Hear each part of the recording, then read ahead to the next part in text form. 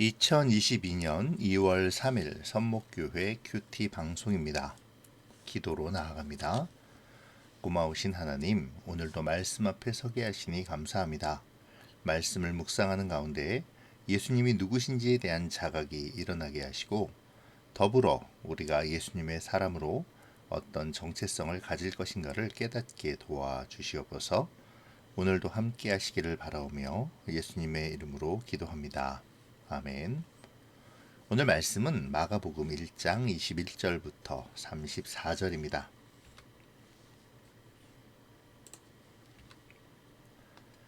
그들이 가버나움에 들어가니라. 예수께서 곧 안식일에 회당에 들어가 가르치심에 무사람이 그의 교훈에 놀라니 이는 그가 가르치시는 것이 권위 있는 자와 같고 서기관들과 같지 아니함 일러라. 마침 그들의 회당에 더러운 귀신 들린 사람이 있어 소리질러 이르되 나사렛 예수여, 우리가 당신과 무슨 상관이 있나이까? 우리를 멸하러 왔나이까? 나는 당신이 누구인지를 아노니 하나님의 거룩한 자니이다. 예수께서 꾸짖어 이르시되 잠잠하고 그 사람에게서 나오라 하시니 더러운 귀신이 그 사람에게 경련을 일으키고 큰 소리를 지르며 나오는지라. 다 놀라 서로에게 물어 이르되 이는 어찌미냐? 권위 있는 새 교훈이로다.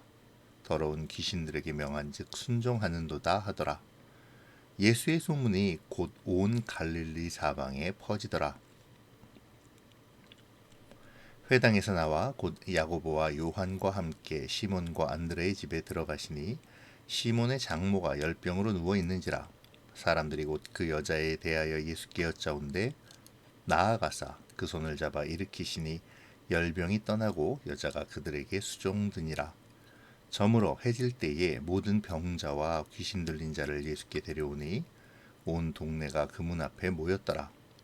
예수께서 각종 병이 든 많은 사람을 고치시며 많은 귀신을 내쫓으시되 귀신이 자기를 알므로 그 말하는 것을 허락하지 아니하시니라. 아멘.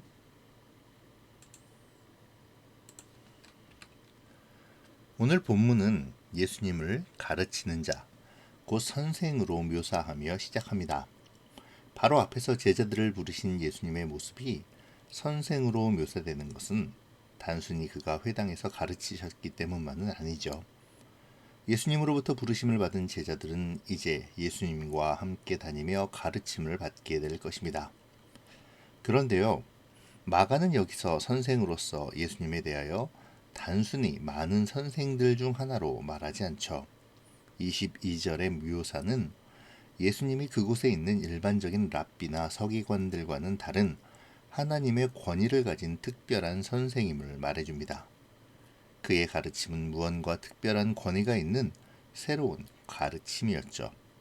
마가는 의도적으로 더러운 귀신 들린 사람을 고치시고 그 귀신을 쫓아내시는 권능을 보이심을 바로 뒤이어 기록함으로 그 사실을 강조하고 있습니다.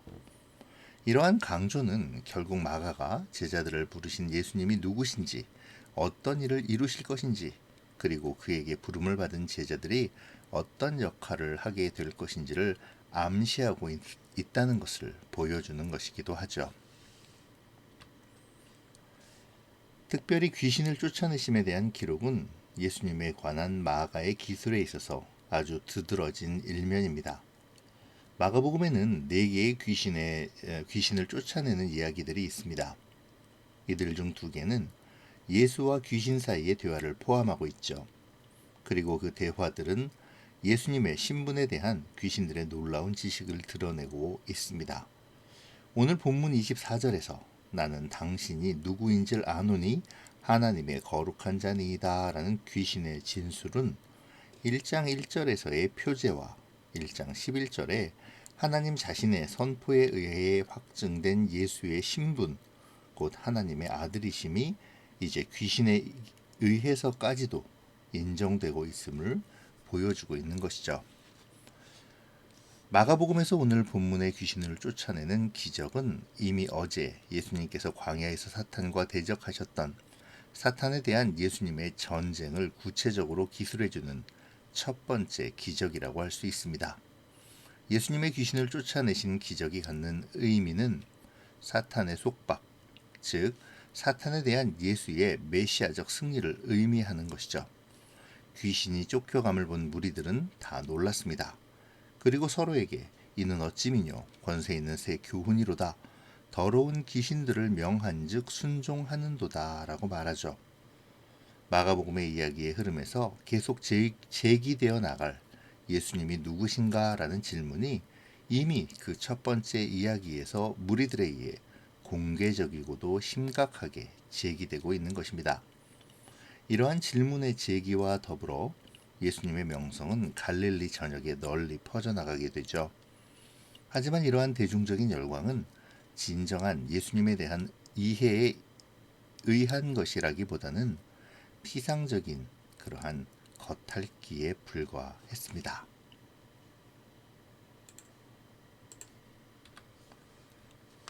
오늘 본문의 이야기는 가르치시고 귀신을 쫓아내시고 고치시는 이야기의 흐름을 보입니다.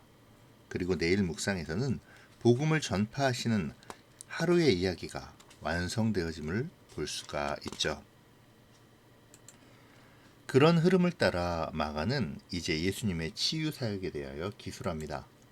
그런데 본 치유의 기적의 이야기는 앞에 귀신을 쫓아내신 이야기와 여러 가지 면에서 대조를 이루는데요. 귀신을 쫓아내신 것이 영적인 문제를 해결하시는 것이었다면 병을 고치시는 것은 육체의 문제를 해결하시는 것이죠.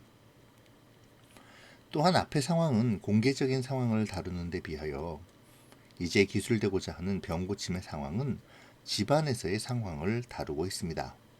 더 나아가 앞부분은 열광적인 질문과 반응으로 종결되지만 뒷부분, 곧 기술되는 부분은 차분한 성김으로 종결되죠. 두 예들의 이와 같은 차이는 예수의 기적들이 어떤 정형화된 형식에 따라 자동적으로 이루어지는 기술의 문제가 아니라 다양한 필요를 채우시는 예수님의 메시아적 관심과 권위의 문제라는 사실을 보여주는 것입니다. 이러한 사실은 그가 회당에서 나와 집으로 들어가셨다라는 기록을 통해 알 수 있는 정보, 곧 안식일에 병을 고치셨다는 그 고치시는 일을 행하셨다라는 점에서 더욱 확실하게 드러나죠. 예수님께서는 이미 여기에서 그 자신이 전통적인 안식일 규례에 저촉을 받지 않으심을 그의 병고침의 사역을 통해 명확하게 하고 계시는 것입니다. 이제 날이 저물어 해가 졌습니다. 안식일이 끝난 것이죠. 이와 때를 맞춰 사람들은 모든 병자와 귀신 들린 자를 예수님에게로 데려옵니다.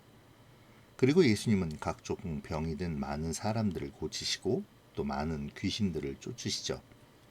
여기서 모든 병자, 온 동네, 각종 병이 든 사람이라는 표현은 예수님이 행하신 기적들이 얼마나 많고 다양했었는지를 보여주는 것이기도 합니다.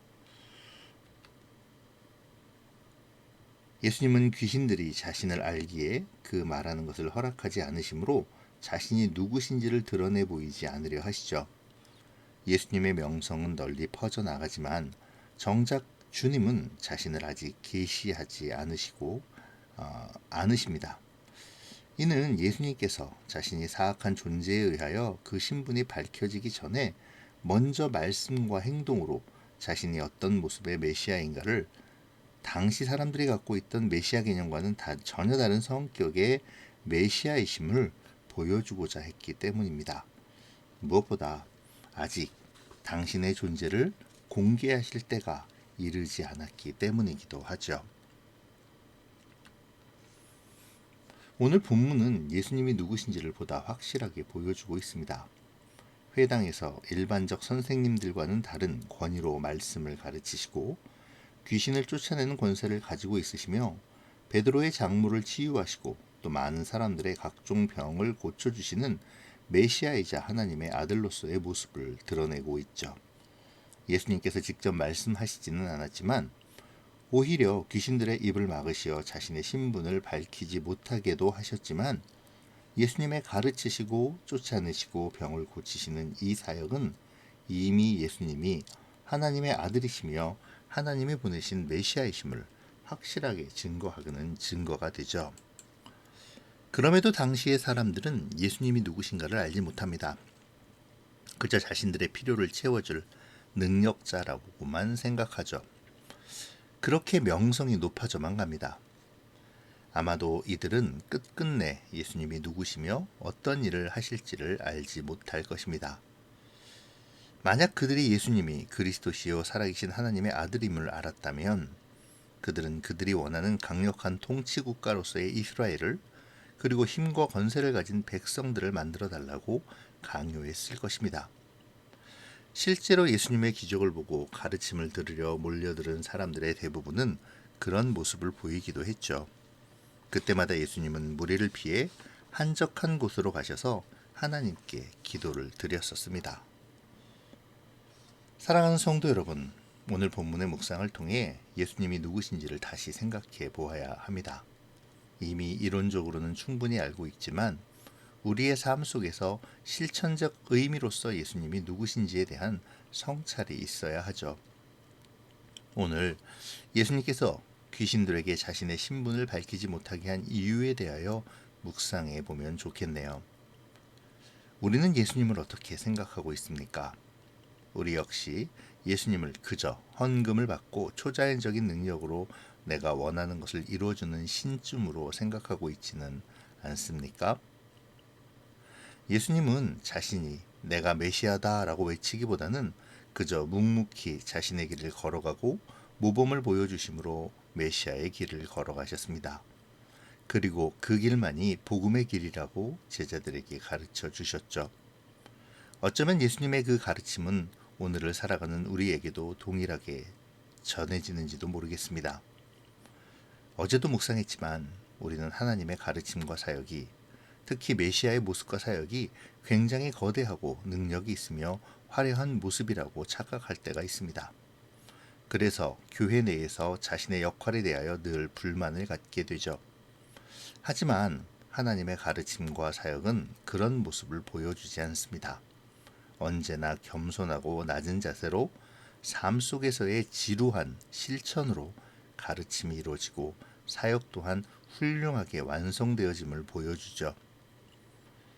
이 시간을 통해 나의 예수님에 대한 인식과 예수님에 대한 마음, 예수님에 대한 믿음의 삶에 대하여 깊이 묵상해 보면 좋겠습니다. 나를 구원하시고 나를 인도하시는 예수님이 원하시는 삶이 무엇인지를 다시 깨닫기를 기도하는 오늘의 묵상이 되기를 바랍니다. 기도로 마치겠습니다. 좋으신 하나님, 오늘 말씀의 묵상을 통해 예수님이 누구신가에 대하여 묵상해 봅니다. 주님, 혹시 우리의 교만이, 욕심이 우리 주님을 한정하며 내가 주인이 된 듯 착각하고 있지는 않습니까? 용서하여 주시고 늘 우리가 주님을 주인으로 모시고 나를 향하신 뜻을 찾아 삶 속에서의 지루한 실천의 삶을 훌륭하게 살아내는 우리가 되게 하여 주시옵소서. 오늘의 나머지 묵상의 시간도 각자에게 주시는 은혜를 따라 살게 하시기를 바라오며 예수님의 이름으로 기도합니다. 아멘.